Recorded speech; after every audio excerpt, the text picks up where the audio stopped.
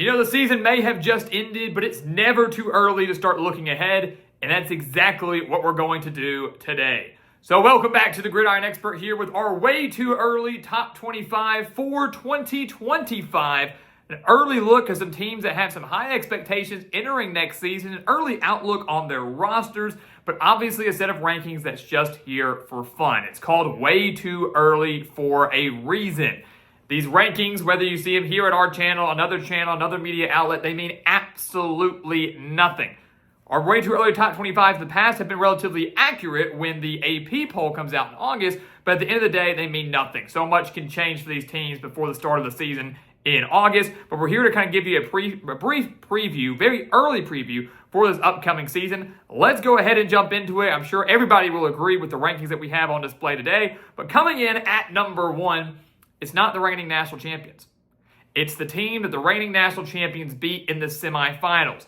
We got Texas at number 1, Ohio State at number 2. And here's the thing. These two teams are interchangeable to me. If I could make them 1A and 1B, I would. One of these teams will be the number 1 team in the country when the season starts. Bottom line is, it doesn't really matter who it is because Texas and Ohio State will play each other in week 1.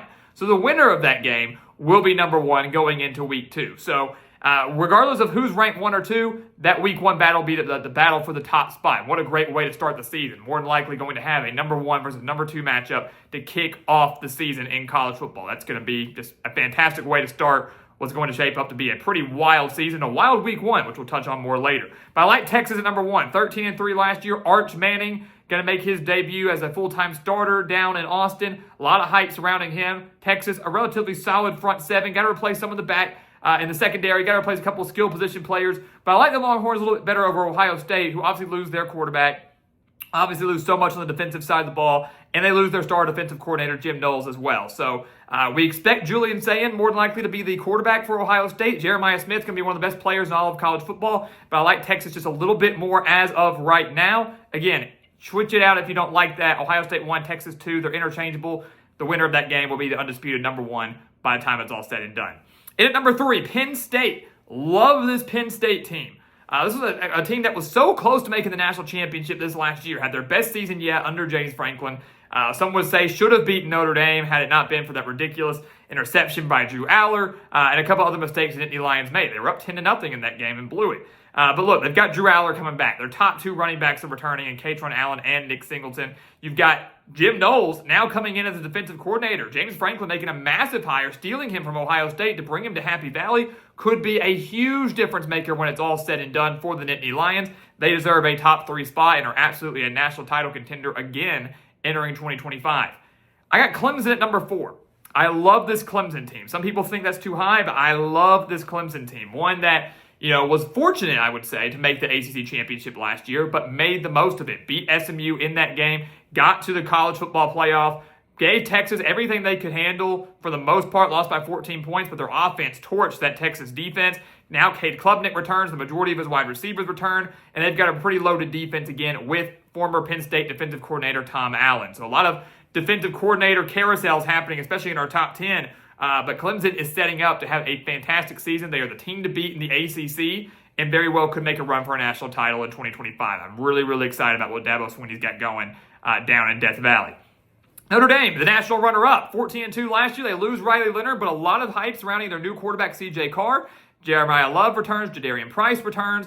Solid wide receiver core, and obviously a strong defense per usual under Marcus Freeman. So the Fighting Irish are not going to fall off by any means. Should be a playoff team once again, you would think, in 2025. Have all the pieces to do it. And as we saw, have all the pieces to compete for a national title, just like we saw just a few weeks ago.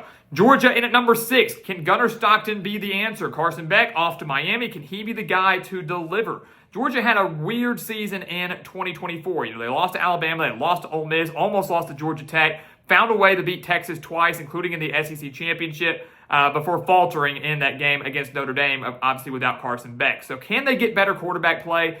Can their defense be better? A very uncharacteristic defense from Kirby Smart this year. A lot of questions surrounding the Georgia Bulldogs, but Kirby Smart is arguably the best coach in the game right now. He will have his team ready to go and obviously in the hunt to get back to the playoff and to reclaim a national title. Oregon at number 7. Dylan Gabriel gone, Dante Moore in. Can he live up to the hype? He's a highly touted recruit. I really haven't seen him play much at all throughout his career. Kind of bounced around some teams, now settling in Oregon. He's got a solid wide receiver core. Dan Lanning bringing in the #1 recruiting class. The Ducks have got all the talent again, but they've got a sour taste in their mouth after going undefeated and then getting blown out by Ohio State in the quarterfinals. So they've got to find a way to bounce back in what is arguably the toughest conference of college football right now in the Big Ten. So Oregon's still a top 10 team, still has national title aspirations, but a handful of questions on both sides of the ball that could end up holding them back from that ultimate goal. LSU, how does a 9-4 team get into the top 10? Well, again, it's because of all the talent they have coming back and all the talent they've added. LSU, I think, was better than their record showed last year. Obviously, just unable to win some of those close games. I'm able to beat some of the top dogs in the country in the SEC. But Garrett Nussmeier returns. You've got the most important position on the field covered with a very competent, capable, and good quarterback in Garrett Nussmeier, one of the most experienced quarterbacks in the SEC. They've got a loaded transfer portal class coming in. Brian Kelly kind of recognizing the urgency down in Baton Rouge. I believe LSU can be a playoff team this year, but they've got a very tough schedule to navigate, including a game against Clemson in Week 1. So a lot to watch out for there. Week 1 going to be absolutely electric, but the Tigers are the real deal this upcoming season. It's just a matter of whether Brian Kelly can actually deliver on those expectations. South Carolina in at number 9. Another 9-4 team cracking the top 10. But if you watch how South Carolina finished the year, why couldn't you put them in the top 10?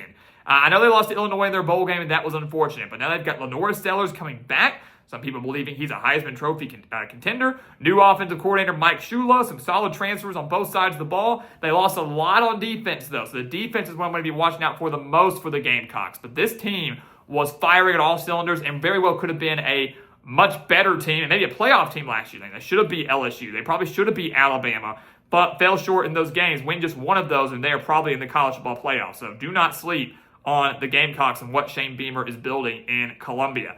And then rounding out our top 10, Iowa State. Yes, Iowa State. This is a good football team. Just made history. Went 11-3. Best season in program history. Was the Big 12 runner-up. They were one win away from making the college football playoff. Then beat Miami, of course, in their bowl game. They've got Rocco Beck returning. Their running back core is extremely solid. They've got some great wide receiver transfers coming in. And their secondary was one of the best in the country this last year and has a chance to be again in 2025. So this Iowa State team has all the pieces there to make a run for a Big 12 title, make a run to the college football playoff.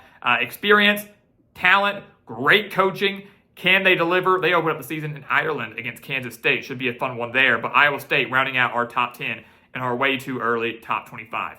Coming in to 11 through 20, we've got Alabama. So yeah, it kind of feels crazy not to have Alabama in the top 10, not even in the top 5, number 11. And some people are going to have them high up there because it's Alabama. They should be a top 5 team. Not going to go that far yet. This is a team that only won 9 games last year. I say only one because by Alabama standards, it's a disappointment. It's a failure. Failed to make the playoff. Failed to deliver in some of the biggest moments of the year. Lost to Oklahoma in blowout fashion. Really got torched against Michigan in their bowl game. Just was not a good season all the way around for Kalen DeBoer in his first year in Tuscaloosa. Now they lose Jalen Milroe. Now they lose a handful of other star players. But they can get some solid quarterback play, which we expect it could be Ty Simpson. He's got the receivers to help him out. They're going to have the defense to help them out. I like them at number 11. They're absolutely a playoff contender, but they've got to navigate a very tough schedule. They've got to find a way to beat some of the top teams in the country. They've got to find a way to win those big games like they were unable to do in 2024. Illinois in at number 12. Isn't that crazy? Illinois up in the top 15 for a way too early top 25. Brett Bielema turning things around in Champaign. They went 10-3 last year. Beat South Carolina in their bowl game. It was their first 10-win season since 2001. Now they return their veteran quarterback in Luke Altmaier. Their entire offensive line returns. They've got some great transfer wide receivers coming in, a very experienced defense. They've got all the pieces to contend in the Big Ten. So you're going to talk about Oregon, you're going to talk about Penn State, you're going to talk about Ohio State, but Illinois is a team you've got to take seriously in this conference. They get to host a couple of those big dogs that we just mentioned. So don't sleep on the Fighting Illini, who have some very high expectations after one of the best seasons in program history in 2024. Same can be said for Arizona State, a team that no one expected to do anything last year, was picked at the bottom of the Big 12, ended up winning the Big 12, and probably should have defeated Texas in the quarterfinal game at the Peach Bowl. Probably should have beat the Longhorns there. But Kenny Dillingham built this team up very quickly, and now they return tons of talent to try to match their 11-win season. They're obviously going to miss Cam Scatteraboo. There's a huge loss at the running back position. Kind of their entire offense revolved around him, but Veteran quarterback Sam Leavitt does return. Jordan Tyson, their top wide receiver, does return. They've got the talent there. They've got the talent there to make another run to win the Big 12. They should be picked at the top of the standings and very well could find themselves back in the college football playoffs. So do not sleep on the Sun Devils out in the desert. Do not sleep on the Cougars out in the mountains and in Provo. 11-2 last year for Kalani Sitake's squad, and they returned tons. You got Jake Retzlaff returning, L.J. Martin, Chase Roberts, all those guys coming back on offense for BYU. Got to replace a handful of guys on defense, but they do return 4 of their top 5 tacklers. BYU's got the talent again to make a playoff run. They were in the hunt very, very late in the season before faltering late. They lost to Kansas.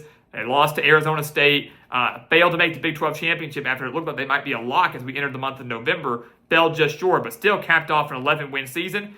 Kind of was slept on at the beginning of 2024. No one's sleeping on them this year, just like no one's sleeping on Arizona State or Illinois or South Carolina and guys like that. Rounding out our top 15, Louisville. Love this Louisville team. 9-4 last year. And Jeff Brom once again bringing in tons of transfer players. Miller Moss coming in from USC at quarterback is going to thrive in this offense. You got Isaac Brown, who was phenomenal at running back last year. Their top wide receiver, Chris Bell, also returns. The offensive line is extremely loaded, and they brought in 20 transfers as a whole to bulk up this team on both sides of the ball. And Jeff Brom has been known to do that throughout his career, especially at Louisville over these last couple seasons. So love the job that he's doing there, and I really, really like this Louisville team to maybe challenge in the ACC. We say Clemson's the top dog, and I agree with that. After that, it's kind of wide open. Louisville maybe could be that second team. Tennessee in at 16. Nico Iamaleava returns, but they lose Dylan Sampson. They lose their top 3 wide receivers. They do have a solid defense. So how does the skill positions pan out for Tennessee? You've got a competent quarterback, a team that made the college football playoff last year, but does Nico Iamaleava have the weapons around him to keep this as one of the best offenses, not just in the SEC, but in the country? Kansas State in at 17 went 9-4 last year, third straight 9-win season under Chris Kleiman. Avery Johnson returns, Dylan Edwards returns, much stronger wide receiver core now through the transfer portal than they had last year, and the defense traditionally strong under Chris Kleiman. They are a team to watch out for in the Big 12, and you'll get a great opportunity to see what this team is made of when they face Iowa State in what should be a top 25 matchup to kick off the year in Ireland. SMU was the ACC runner-up, went undefeated in conference play up until the ACC championship game, lost in blowout fashion to Penn State in the college football playoff. They returned their star quarterback in Kevin Jennings, though. If we can cut down on those turnovers, he'll work out just fine. But kind of similar to Tennessee, the Mustangs losing tons of skill positions. So, tons of talent at the skill position. So what can they do to replace that? Can this offense remain just as electric as it was last year? Can Rhett Lashley get this team back to where they need to be with so many transfers coming in? That's what you have to watch out for SMU. To expect them to replicate an undefeated conference record in an 11-win season, probably a bit of a stretch, but contending for an ACC title, at least that second spot behind Clemson, absolutely is a possibility. And at 19, give me Miami, a team that went with 10 wins last year, but failed to make the college football playoff because they lost late to Syracuse, lost late to Georgia Tech. Now Cam Ward's gone, Xavier Restrepo's gone, all those guys are gone, but Carson Beck stepping in at quarterback. How does he return from his injury that he suffered at Georgia? What skill position players step up for the Hurricanes? And can Mario Cristobal finally get over the hump? We've seen Miami have decent seasons. We've seen them have decent teams, and they never are able to win those big games and get to where they need to be. So some people think Miami should be in the top 15, top 10. Not buying that yet. Top 20, though, all for it. Number 20, Florida. They're getting a lot of preseason hype, maybe rightfully so. Billy Napier kind of saved his job. We all thought Florida, with the toughest schedule in the country last year, would struggle. He would get fired, and the Gators would go into a rebuild mode. Didn't happen. They won 8 games, including their bowl win over Tulane. Lots of momentum coming into the year. DJ Lagway at quarterback is a rising star. They've got a much improved wide receiver core. This once again, though, facing a very difficult schedule. But we said that last year, and the Gators were able to manage it relatively well. They have a chance to do it again this year with a lot more experience and a lot more confidence. So Florida coming in at number 20. Rounding out our way too early top 25, those final 5 teams, we have got number 21, Indiana. Indiana, who went 11-2 last year. Who expected the Hoosiers to be in the college football playoffs? I didn't. No one did. Not even Indiana fans expected that. Kurt Cignetti did a phenomenal job building this team up from transfers and getting them to where they needed to be. Obviously now the schedule is going to be a little bit tougher in 2025 than it was in 2024, and they lose a handful of key players. But They have Fernando Mendoza coming in at quarterback from California, which is massive. Elijah Surratt expected to return for this upcoming season. Their back seven looking really good for the Hoosiers as well. Front seven needs some key replacements, but the back seven looking good. Signetti bringing in a lot of transfers like he did last year. If he can get the same kind of success and same type of production from those guys, Indiana is a team once again to watch out for in the Big Ten. Although again, that conference getting tougher and tougher by the day. Number 22, another Big Ten team, Michigan. Reigning national champions from 2023, coming to 2024, no Jim Harbaugh, no J.J. McCarthy. All those guys are gone and they struggle. But they were ended the year on a high. They beat Ohio State and beat Alabama in their bowl game. Now they've got the number one player in the country, Bryce Underwood, coming in at quarterback, which is absolutely massive. He's going to battle it out with Fresno State transfer quarterback Mikey Keene. They've got a new offensive coordinator in Chip Lindsey. There's a lot of excitement surrounding Michigan heading into this year. Do I think they get back to their 2022, 2023 form? No, but this is a team that you need to watch out for, especially if Underwood plays to his level, plays to the expectations that have been set before him. So something to watch out for Michigan. Also got to watch out and see what kind of sanctions are imposed on the Wolverines with all this cheating scandal stuff continuing to break. So watch out for that over the coming months.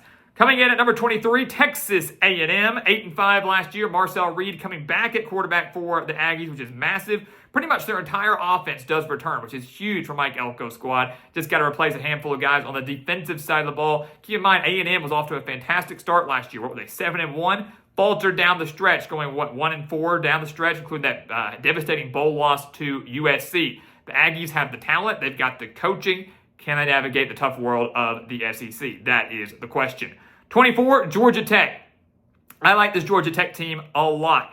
7-6 last year. Lost their bowl game to Vanderbilt. Nothing too big to brag about there. But Haynes King does return. Jamal Haynes does return. The offense should be firing on all cylinders if they can stay healthy. Mostly Haynes King staying healthy, obviously. Most of their defense does return. And Brent Key is a heck of a coach, a heck of a motivator, and is a guy you never want to count out. The ACC could be a lot more competitive this year than people realize. We're talking Clemson. We're talking Georgia Tech. We're talking Louisville. We're talking about a handful of teams that can make a run. Bill Belichick at North Carolina could be a factor there as well. So ACC is going to be a lot of fun, but give me Georgia Tech, who has a lot more talent than people realize. It was a much better team than that 7-6 record would show. And then finally, Boise State in at 25. Yes, they lose Ashton Jeanty. He wasn't the entire team. They add Malik Sherrod in from Fresno State. It's a huge pickup at running back. Not going to put up Ashton Jeanty numbers, but a great guy to fill that void. They do return Maddox Madsen at quarterback, 4 offensive linemen, and a very experienced defense from a team that earned a first-round bye in the college football playoff. Again, Ashton Jeanty carried that team, but Boise State was still a dang good football team, even if Ashton Jeanty didn't exist. I'm not saying they maybe would have made the playoff or anything, but they were still a 9-10 win team if Ashton Jeanty doesn't play. I firmly believe that. Now he's gone. Boise State still arguably the favorite to make the college football playoff out of the group of 5 teams. And they come in as our final team in our way too early top 25. So it's a long video explaining this, guys. And again, we want to kind of give you little quick hitters about why these teams are ranked where they are and what to maybe expect from them heading in to this next season. Obviously, these rankings will change significantly between now and August. So much is going to change for these teams between now and August. But obviously, a brief little preview into what to expect. We'll be giving you nonstop 2025 season coverage starting right now. We've got more coming over the next few days, more coming over these next few months.